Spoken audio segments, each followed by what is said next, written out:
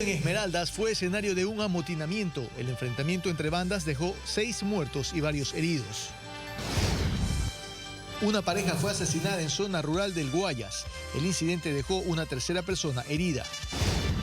COE Cantonal de Guayaquil dispuso más controles en la bahía para evitar contagios de COVID-19. Luto en Uruguay. El expresidente Tabaré Vázquez murió luego de una larga enfermedad. Quito vive sus fiestas de fundación sin eventos populares.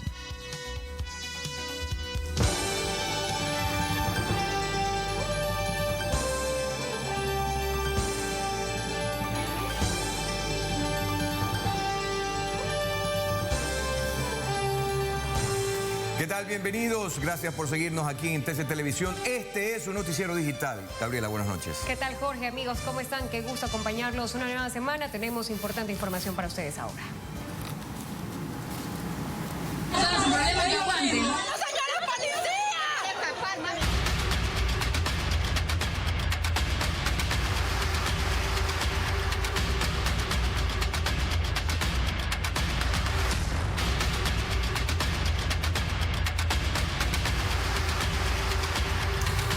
Atención, porque una pelea entre bandas dejó varios muertos y heridos en la cárcel de varones en Esmeraldas. Un equipo del noticiero se trasladó a la capital de la provincia verde para dar seguimiento a este nuevo episodio de violencia en el sistema penitenciario. Juan Pablo Ruiz preparó un informe apenas estuvo en el lugar y esto fue lo que pudo conocer.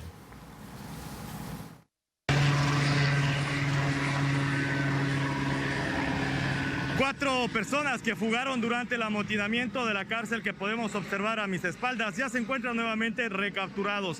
La información oficial brindada por el SNAI hasta esta hora son 6 PPL fallecidos, aunque en horas de la mañana se especulaba que eran 4. Confirmamos entonces al momento 6 PPLs fueron asesinados al interior del Centro de Rehabilitación de Varones de la cárcel de Esmeraldas, y 4 que fugaron ya fueron nuevamente recapturados. Sobrevuela aún un helicóptero y a mis espaldas un fuerte cordón de seguridad de parte de la Armada Nacional y también de la Policía Nacional. A esta hora, precisamente en la ciudad de Esmeraldas, a unos 10 minutos del lugar en donde nos encontramos, las autoridades se encuentran concentradas analizando esta situación de emergencia. Nosotros permanecemos aquí en los exteriores del Centro de Rehabilitación de Varones de Esmeraldas. Retornamos a estudios. Bueno, gracias a Juan Pablo, que se trasladó inmediatamente a la provincia de Esmeraldas para informarnos de esto. Más adelante vamos a tener un contacto con él, pero muy grave lo que está pasando. Recordábamos que se había decretado la emergencia carcelaria, que había culminado recién en noviembre porque había un déficit de guías penitenciarios, alrededor del 60%. Entonces nos preguntamos cómo van a controlar toda esa situación, porque lo que está pasando en la cárcel de Esmeraldas es muy grave. De hecho, Juan Pablo nos comentaba que no pueden todavía, hay personas armadas adentro, todavía no se puede controlar la situación del todo. Muy grave, como tú indicaste, Gabriela. Yo pensé que esto ya había terminado, que ya se le había puesto punto final. Hay un organismo ahí de control que está sumamente con unas estrategias que tiene planificadas, que aparentemente están en marcha, pero miren, la situación es la realidad. Esto en Esmeraldas. Algo comentaba ahí también Juan Pablo Ruiz, 6 muertos, las muertes sumamente violentas. Hemos visto los videos en bruto que por supuesto no podemos presentarlos a ustedes, pero es realmente terrorífico, sangriento, así es. Cómo los matan, cómo los apuñalan y después de muertos los siguen golpeando y terminan quemándolos. Así es, las imágenes son muy impactantes, por eso no las hemos pasado, pero ya se han viralizado en las redes sociales y nos preguntamos, o sea, el mismo cuestionamiento de siempre, ¿cómo ingresan las armas a los centros de rehabilitación? Claro, porque también está un sistema de corrupción ahí enquistado, por supuesto, hay que decirlo, lo hemos atado en numerosas notas periodísticas. Así es, esperemos pues que esto ya de una manera definitiva concluya, pero realmente las personas que están allí en este panóptico viven momentos de tensión porque aparentemente estos enfrentamientos van a continuar. Es lo que se conoce y ya está trabajando inteligencia policial en el tema. Pero bueno, esperemos que esto cambie en algún momento. Mientras tanto, 3 personas fueron asesinadas mientras se encontraban libando en el patio de una vivienda en Manta. Los asesinos huyeron en una moto, según informó la policía. El El triple crimen ocurrió en el Cantón Manta. Las víctimas se encontraban libando en el patio de una casa en la parroquia Tarqui cuando de forma violenta llegaron sus verdugos en una motocicleta. Uno de ellos ingresó por un callejón de aproximadamente 15 metros, saca el arma y la detona a quemarropa. Ingresan de manera intempestiva a este bien inmueble. Es así que detona en un arma al parecer 9 milímetros, ¿sí? Y acaba con la vida de estas 3 personas, repito, 2 de género masculino y 1 femenino. Los disparos alertaron a los habitantes del lugar, quienes llamaron a dar aviso sobre lo ocurrido. La policía llegó y acordonó la escena del crimen para que el personal de criminalística y DINASET realicen las primeras investigaciones. Con 11 indicios balísticos en la escena del delito. Se presume que es un homicidio intencional. El fiscal Paco Delgado ordenó el levantamiento de los cadáveres y también señaló que hasta una casa de salud fue trasladada otra víctima. Hay otra persona que está herida, está siendo atendida en el hospital. Esperemos a ver primero por su salud y segundo por tomar contacto con él para realizar las primeras investigaciones. En Manabí, desde enero del 2020 hasta la fecha, se han registrado 100 muertes violentas. El aumento de los asesinatos en las últimas semanas en el distrito Manta, que también comprende los cantones de Montecristi y Jaramijó, la cifra ha llegado a 34 muertos. Pero aquí de los 34 tenemos 23 muertes violentas que se dan al interior de un domicilio, en espacio privado, y 11 muertes son en espacio público. Es lo que nos preocupa, justamente los eventos se están dando al interior de los domicilios. Muchas veces son por amenazas, son personas que están ya, son muertes ya selectivas. Desde la provincia de Manabí, informó Marcelo Ruiz, TC Televisión. En la provincia del Guayas. De acuerdo a las primeras investigaciones, varios sujetos ingresaron a la vivienda de las víctimas y le dispararon. Previamente, una persona había llegado a la casa para distraer a los hijos de los fallecidos. Uno de ellos resultó herido. La policía detuvo a un sujeto conocido con el alias de Mickey Mouse para investigaciones. Mi hermano estaba descansando en la hamaca. Y ya cuando entraron los asesinatos, no le dieron chance, así que ahí mismo lo tiraron. ¿La hamaca mismo? ¿Y su cuñada? Mi cuñada iba saliendo del cuarto y ahí la cogieron. Y ahí cayó también ella. ¿Los chicos quedaron cada uno escondidos? Quedaron asustados y no, antes los chicos no le hicieron nada. A mi sobrino mayor sí, lo que va saliendo del cuarto de él, lo coge, lo dispara hacia lo lejos, pero como que él salió así de filo. Porque una bala le ha rozado así nomás en el pecho, nada más. Verificada la línea de investigación, se mantiene que sería por robo. Continúan investigaciones, el hoy aprendido está siendo trasladado a la audiencia de calificación de flagrancia. Y atención, los sospechosos del asalto a un agente de seguridad de traslado de valores fueron capturados. Tras la audiencia se les dictó prisión preventiva. Luego del asalto y robo a los guardias de un vehículo blindado fuera de una entidad bancaria en la ciudad de Manta, la policía realizó 9 allanamientos para tratar de dar con los sospechosos de la banda delictiva, donde estaría implicado un familiar del custodio. Ya que uno de ellos es del hermano del líder de esta estructura delictiva. Y aparte de esto, también se encontró mensajes de texto vinculantes. Una vez que el vehículo se estacionó, se ve en videos de seguridad salir al guardia con una mochila donde es interceptado por un sujeto con un arma de fuego. Le quita el dinero y emprende la huida a pie junto a su compinche. En otros videos se aprecia cuando la moto recoge a uno de ellos y huye en vía prohibida. Pero gracias a estos videos la policía pudo desarticular a la banda delictiva. Logrando con la aprehensión de 2 integrantes de esta estructura delictiva. En los allanamientos, agentes de inteligencia junto a Fiscalía encontraron algunas evidencias como arma de fuego y los vehículos presuntamente participantes en el asalto que serían conducidos por los detenidos. 2 armas de fuego de fabricación artesanal, 125 municiones de diferente calibre. La cifra del dinero aproximado que maneja la policía en el robo es de $200.000. En uno de los domicilios de los procesados se encontró una pequeña diferencia de dinero, no todo el valor. 7.995 $25, parte del dinero sustraído en el delito, 9 terminales móviles. 30 días de indagación previa es lo que determinó el Juzgado de Garantías Penales de Manta en contra de 4 personas que quedaron con prisión preventiva, y estos serían los 2 guardias y los 2 detenidos posteriormente al atraco, mientras que al conductor del vehículo blindado se le determinó medidas cautelares. Desde la provincia de Manabí informó Marcelo Ruiz, TC Televisión. Y tragedia para una familia ecuatoriana en Italia. Un hombre, su esposa y una hija fallecieron en un accidente de tránsito en la vía a Génova. Otros 2 menores permanecen en el hospital con pronóstico reservado. Las autoridades investigan los pormenores de este accidente y aún no se ha podido identificar a las víctimas, quienes vivían en Milán. Preliminarmente se conoce que la familia de los compatriotas viajaba en su auto y fue impactado por otro, y eso hizo que su vehículo se impactara contra las barandas de seguridad de la vía.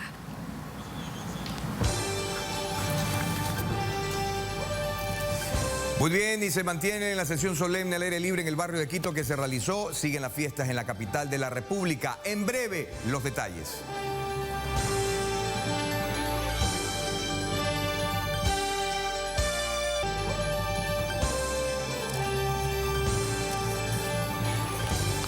Y una nueva fiesta clandestina fue intervenida en el centro de Quito. 60 personas estaban dentro de la vivienda, 60 personas, y 25 eran menores de edad.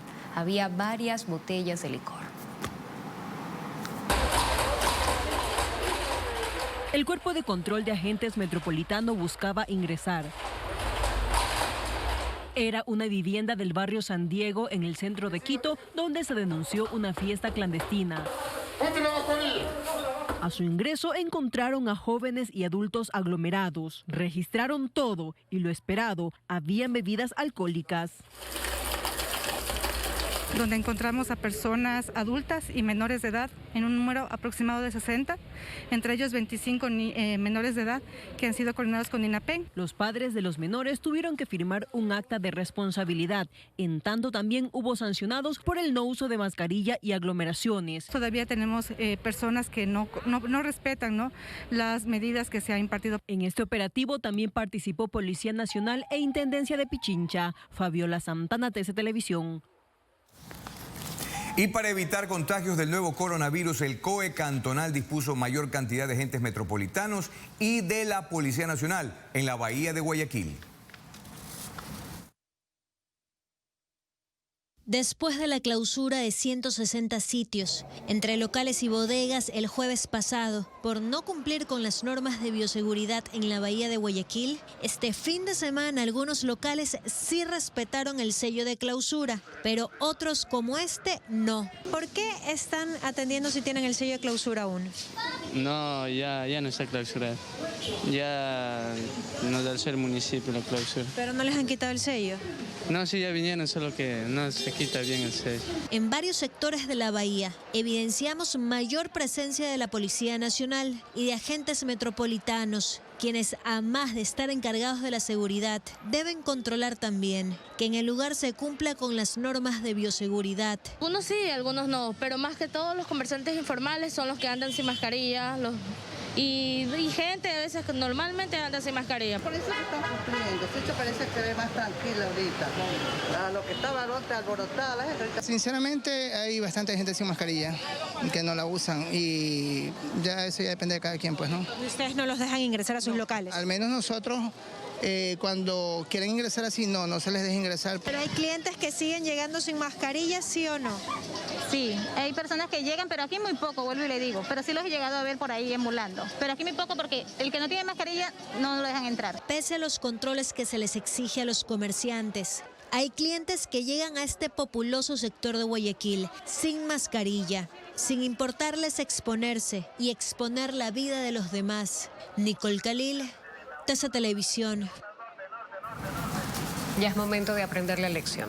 Y en el Reino Unido están listos para la aplicación de la vacuna contra el COVID-19. Desde Londres, Cristian Martin con los detalles.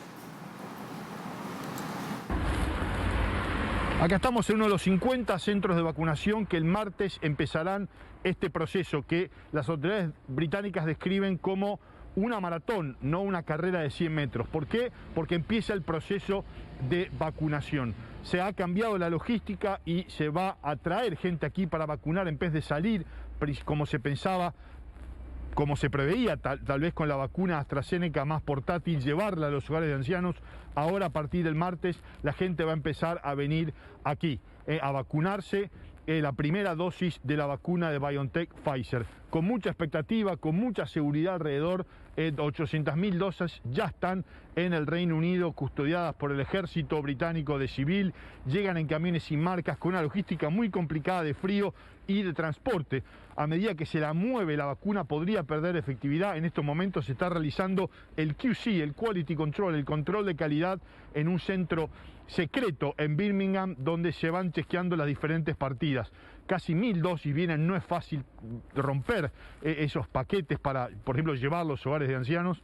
Por lo tanto, se ha bajado al personal que estaba esperando para ir a los hogares, médicos, enfermeros, y ahora se los hace venir aquí. En una logística y mucha seguridad, por el potencial peligro por atentados terroristas, por los movimientos antivacunas, protestas, se teme lo peor y por eso aquí nos dieron un permiso especial para trabajar en esta zona de alta seguridad.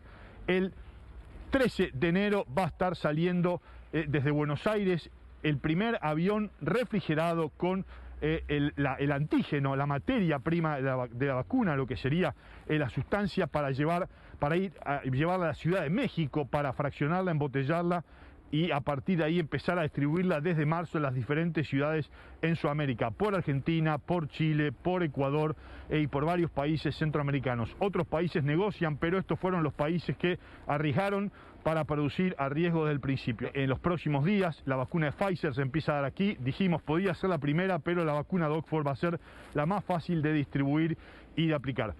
Volvemos con ustedes.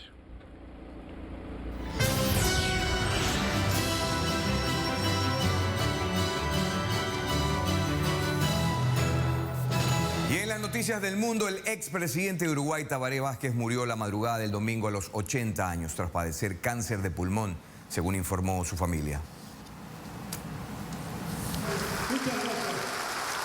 Murió el expresidente uruguayo Tabaré Vázquez. Quien fuera el primer mandatario de izquierda en el país, falleció en la madrugada del domingo en su hogar, acompañado de algunos familiares y amigos, por causa de su enfermedad oncológica, según indicó su familia en un comunicado. Vázquez, oncólogo de profesión, fue el primer candidato de la coalición de izquierda Frente Amplio en llegar a la intendencia de Montevideo en 1989 y a la presidencia en 2005, rompiendo con la hegemonía de los tradicionales Partido Colorado y Partido Nacional. Socialista y masón, durante su primer mandato se aprobaron reformas tributarias y de la salud. Se creó un plan de emergencia social tras la mayor crisis económica de Uruguay en 2001 y 2002 y se implementó el Plan Ceibal, que dota a todos los escolares de centros públicos de una computadora personal. Pero fue su lucha frontal contra el tabaco la que le dio fama mundial. Desde la presidencia, Vázquez promovió la campaña que convirtió a Uruguay en el primer país libre de humo de tabaco en América Latina en 2006 y en el quinto del mundo, al prohibir fumar en espacios públicos cerrados. Y subió sistemáticamente los impuestos al tabaco, entre otras medidas que le valieron a Uruguay un duro enfrentamiento con la tabacalera Philip Morris. Tras pasarle la presidencia a José Mujica en 2010, volvió a ser elegido mandatario 5 años más tarde y asumió nuevamente en 2015. En un estudio tomográfico, el 20 de agosto de 2019, en una sorpresiva declaración a la prensa, Vázquez comunicó que le habían detectado un nódulo pulmonar derecho con apariencia maligna y que comenzaría un tratamiento.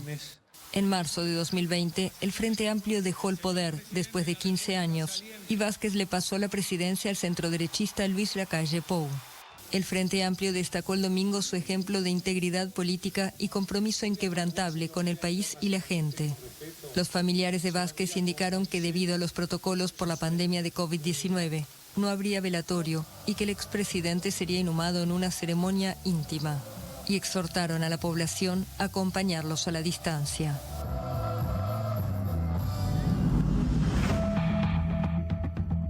Un lamentable caso de Abandono en detrimento de la atención médica de los afiliados a la Seguridad Social lo encontramos en el hospital de Guaranda, capital de la provincia de Bolívar. Casi la mitad de la infraestructura del nosocomio está abandonada desde hace 30 años. Una enorme extensión de un área en ruinas que ahora pretendería ser rescatada del olvido y la indiferencia. Guaranda, hospital en ruinas. En un especial de El Noticiero. Retomamos la información con la que empezamos esta emisión. El motín en la cárcel de varones de Esmeraldas. Se confirmó la muerte de al menos 6 internos. Correcto, Jorge. Juan Pablo Ruiz se encuentra en los exteriores de dicho centro carcelario, en donde las autoridades han confirmado que los reos tienen además armas de fuego en su poder. Juan Pablo, cuéntanos cuántos reos hay al momento en dicha cárcel. Te escuchamos.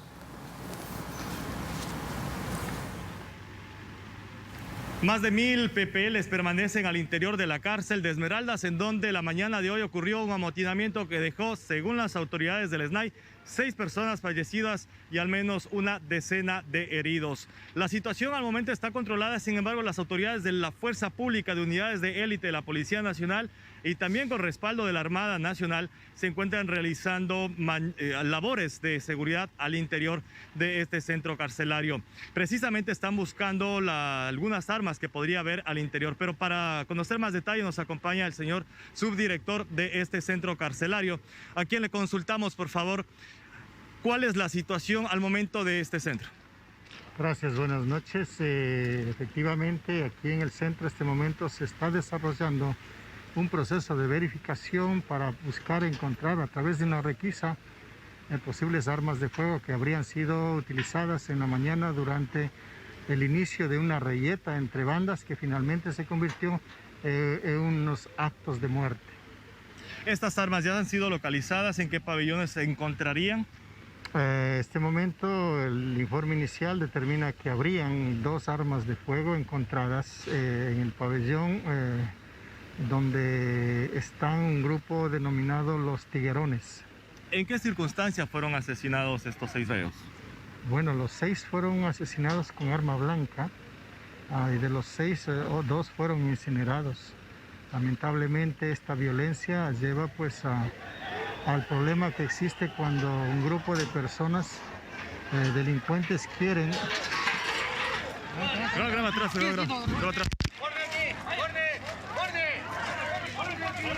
Precisamente en ese momento intentó haber un pequeño, si nos ayuda nuestro camarógrafo, el pie, por favor.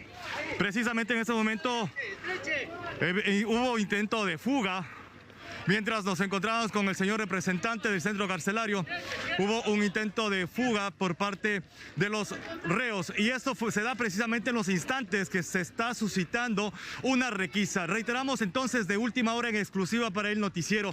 Mientras nos encontramos en la entrevista, hubo un grupo de PPDs que intentaron salir a la fuerza por la puerta del centro carcelario de Esmeraldas, en donde en esta mañana ocurrió un amotinamiento. Esto se da al momento que las autoridades están tratando de controlar nuevamente el orden público y que habrían encontrado armas ya al interior de este centro carcelario. Nos encontramos precisamente en la entrevista cuando ocurrió esta situación. Si nuestro camarógrafo nos ayuda también, por favor. Reiteramos, estamos en vivo desde los exteriores del centro carcelario de Esmeraldas. En las próximas emisiones nosotros les estaremos presentando mayor detalles y reiteramos la información de última hora a este momento en exclusiva desde el Centro de la Rehabilitación de Esmeraldas. Un nuevo intento de fuga, precisamente en el instante que estábamos dialogando con el señor subdirector de este centro carcelario. Los policías, los militares se encuentran al interior de este centro tratando de controlar la situación. La situación es tensa debido a que existirían armas de fuego en poder de los PPL. Más información en las siguientes emisiones del noticiero. Nos despedimos, pero todos los detalles en las siguientes emisiones. Muchas gracias, Juan Pablo Ruiz. Ustedes escucharon, él estaba en la entrevista, Gabriela, con el subdirector de ese centro carcelario, cuando en ese momento escucharon ya que varios reos querían fugarse. Es decir, la situación todavía es tensa después de observar esas imágenes, esas muertes crueles y violentas que se han dado en este panóptico. Terrible la situación allá en Esmeraldas y hemos observado que también ya está la fuerza militar. La fuerza militar para tratar de controlar esta situación. Ustedes observaron cuando Juan Pablo Ruiz En el momento de la entrevista con el subdirector, observaron el movimiento que se dio, tuvo que el camarógrafo cambiar porque se querían salir, se querían fugar. Correcto, realmente terrible, sí. Estábamos enganchados con lo que nos decía Juan Pablo, de repente también nos sorprendimos por lo que estaba pasando. Tal vez si podríamos ver nuevamente esa parte en la que Juan Pablo es sorprendido, el movimiento empieza a agitarse, es muy grave. Y el camarógrafo que gira, correcto, urgente. Es muy grave lo que está pasando en Esmeraldas. Y lo que comentábamos al inicio, Jorge, es también cómo controlan internamente los centros de rehabilitación cuando hay un déficit del 60% de guías penitenciarios. Y para no ser inexacta la cifra, ¿cuántos guías faltan para poder cubrir los 65 centros de rehabilitación que tiene el país? 2.535 guías penitenciarios. Nosotros ya lo habíamos tratado. ¿Recuerdas que sacamos la escuela de guías penitenciarios fallida, que no realmente graduó a los 500 guías que tenían que graduarse cada 2 años, y esto hubiera servido ahora? Entre comillas, un centro de información que estaba botado. Así se desperdicia y se bota la plata en este país. Cuando tenemos justamente estos casos gravísimos, en estos momentos el equipo de TC está justamente tras el anuncio de una posible fuga, pero ya está bajo el control de la policía y los militares. Vamos a ver qué sucede después. Ya salimos de una emergencia carcelaria. Vamos a ver qué pasa a continuación. Mientras tanto, les contamos que el buque escuela de la Armada Española Juan Sebastián de Elcano atracó en el puerto de Guayaquil en una visita para conmemorar un aniversario más de la primera vuelta al mundo. Después de 10 años, la Perla del Pacífico recibe nuevamente, en una ceremonia vistosa, al buque escuela de la Armada Española Juan Sebastián de Elcano, que conmemora el 5º centenario de la primera vuelta al mundo, realizado por los marinos y exploradores Fernando de Magallanes y Juan Sebastián Elcano en el siglo XVI. A nombre de la gloriosa Armada del Ecuador, que ha depositado en mí el alto honor y privilegio de dirigir estas palabras, quiero expresar la más cordial y cálida bienvenida a este maravilloso país llamado Ecuador y a este, su puerto principal, al buque escuela de la Armada Española. Expresar mi agradecimiento y el de España por la fraterna recepción a nuestro buque escuela por parte de la Armada ecuatoriana y las diversas autoridades presentes en este acto. El buque español atracó en el puerto marítimo de Guayaquil, operado por Contecón. Antes, la nave estuvo en Perú y Chile, donde solemnizó con la Armada de ese país la ceremonia de recordación por el descubrimiento del Estrecho de Magallanes, paso entre el Océano Atlántico y el Océano Pacífico. Contribuir a la formación integral de los guardiamarinas, que son los futuros oficiales de la Armada Española. Y aquí no hay margen de error. El servicio que la Armada presta a España y a los españoles requiere que nuestros oficiales tengan una sólida formación científica y técnica. Debido a la pandemia, los 235 tripulantes no podrán compartir físicamente con nuestra Marina. El comandante de la Armada de Ecuador indicó que este 2020 han realizado 2 cursos de guardiamarinas y están esperando un crucero el próximo año, dependiendo de las condiciones en que se desarrolle la pandemia. Nicole Khalil, TC Televisión. Amigos, así finalizamos. Excelente inicio de semana para ustedes. A partir de las 5:45 de la mañana los esperamos con todos nuestros noticieros. Que tengan una excelente noche.